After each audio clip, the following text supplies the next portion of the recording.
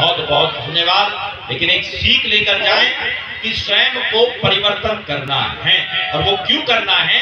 क्योंकि भगवान बुद्ध जो आज से 2500 वर्ष पूर्व हुए थे, लेकिन उससे कुछ वर्ष पूर्व ही हमारे सामने, हमारे समक्ष और कुछ वृद्ध आज भी ऐसे मौजूद हैं जिन्होंने ऐसी महान शक्ति को देखा। परम पूजनीय बोधिसत्व बाबा साहब डॉक्टर भीमराव अंबेडकर, जिन्होंने इस देश के अंदर जब बुद्ध धर्म की दीक्षा ली तो उन्होंने कहा, हे मेरे देशवासियों, तुम इस सड़ी गड़ी व्यवस्था को त्याग कर बुद्ध के इस अनुपम धर्म को स्वीकार कर लेना, इसी में तुम्हारी सुरक्षा और रक्षा छिपी हुई है। बाबा साहब डॉक्टर भीमराव अंबेडकर उस जमाने में पूरी दुनिया के अंदर उनके बराबर कोई विद्वान, कोई पढ़ा लिखा व्यक्ति ही नहीं था। कैसा व्यक्ति था? हमारा देश अंग्रेजों का गुलाम, और जो इस देश की अछूत जातियां वो गुलामों के भी गुलाम। ऐसे वर्ग से, ऐसे समूह से निकलकर एक मनुष्य ऐसी अवस्था में पहुंच गया, बाबा साहब डॉक्टर भीमराव अंबेडकर, कि जिस देश का गुलाम था उसी की भूमि पर जाकर, उन्हीं की पार्लियामेंट में, उन्हीं का खाना खाकर, उन्हीं की टेबल पर बैठकर उन्हीं के प्रधानमंत्री को धमका रहे थे कि 250 वर्ष हो गए भारत में तुम्हें राज करते हुए, तुमने इस देश की स्थिति को बदलने के लिए क्या किया? और सारे अंग्रेज मुंह लटकाकर केवल सुन रहे, हिम्मत ही नहीं थी कि डॉक्टर अंबेडकर का मुकाबला करना। वो सक्सेस थे डॉक्टर अंबेडकर। और जब इतने बड़े विद्वान व्यक्ति ने एक बात कह दी कि तुम सड़ी गड़ी व्यवस्था को त्याग कर बुद्ध के अनुपम धर्म को स्वीकार कर लेना, तो बात बस खत्म हो जाती है। अगर इसके बाद भी हमारे दिमाग में बात चल रही है कि भाई अपनाए या ना अपनाए, इसका मतलब आप सियाणे हो, और सियाणे की सजा सियाणे को भुगतनी भी पड़ती है। आपको ये विचार करना चाहिए। आगे की क्रिया ये है, क्योंकि बाबा साहब धम्म दीक्षा लेने के बाद उनके कुछ दिन बाद ही संसार को त्याग कर चले गए। उन्हें अवसर नहीं मिला कि वो धर्म को और ज्यादा गहराई से समझा सके।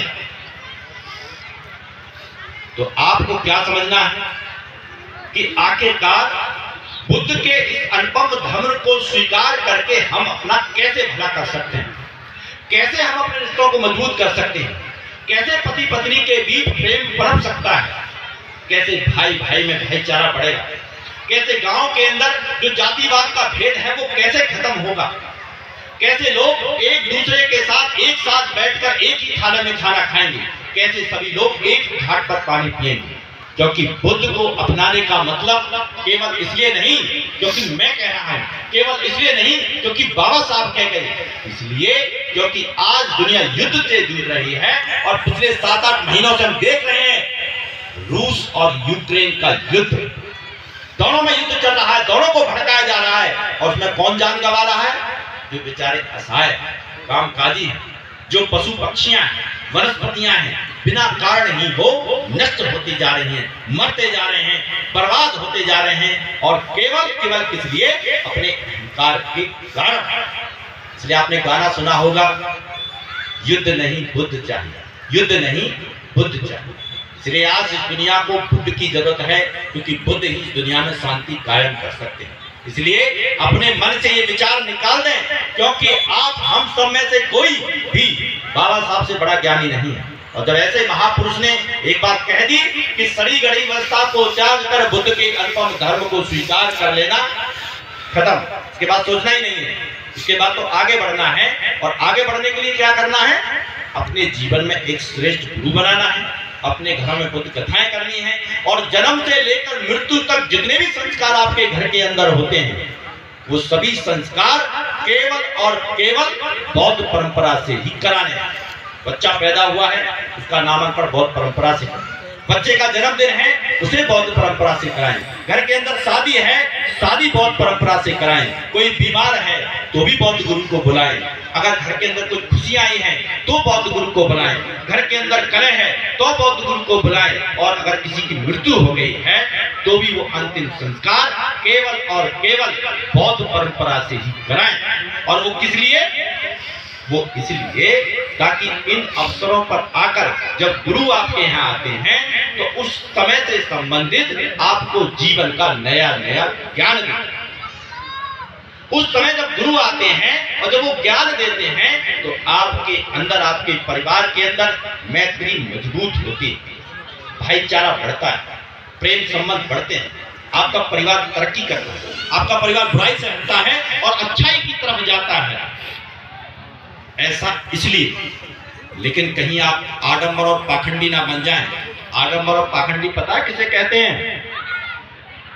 कि वैसे तो बाहर जय भीम करते रहेंगे और जब लौंडे की शादी आएगी तुरंत वहीं जाकर फिसल जाएंगे, जहां से बाबा साहब निकाल कर लाए।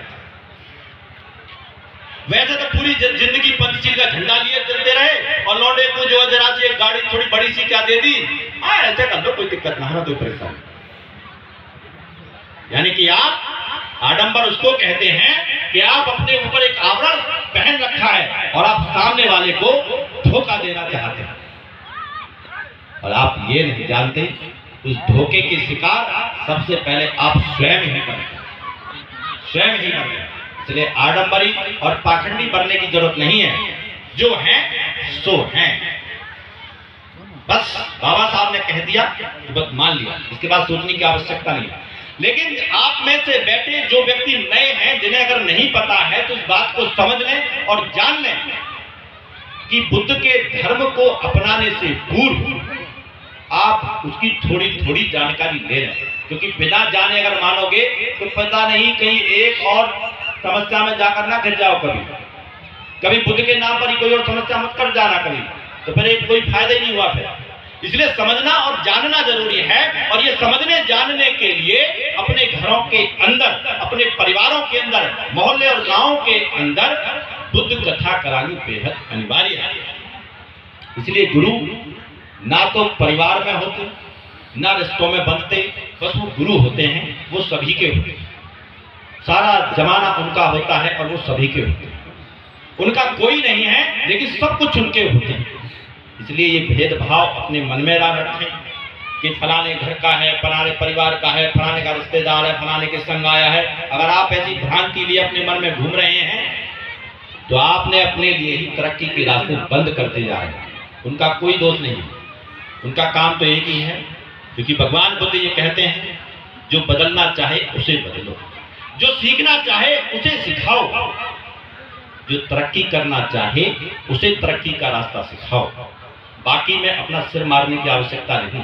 इसलिए हमारा भी वैसा ही है कि जो सीखना चाहता है उसे हम जरूर सिखाते हैं, चाहे वो अकेला ही क्यों ना हो। इस बात से कोई फर्क नहीं पड़ता, इस बात से कोई फर्क नहीं पड़ता कि आप बुद्ध कथा कराने के लिए 100 लोग हो, 500 लोग हो, 50 लोग, 5 लोग हो, चाहे 5 लोग हो, चाहे 50 लोग हो, उन सबको एक ही नियत से सिखाते हैं, एक ही मन के साथ सिखाते हैं। इसलिए आप ये सीख कर दो सीख कर जाए। एक जिनके यहाँ पर बुद्ध कथाएं नहीं हुई हैं वो अपने आप बुद्ध कथा जरूर कराएं, और अपने जीवन के जितने भी क्रियाकलाप हैं, जितने भी संस्कार हैं, जन्म से लेकर मृत्यु तक, वो सभी केवल और केवल बौद्ध परंपरा से, किसी बौद्ध भिक्षु या किसी बौद्ध गुरु से ही कराएं।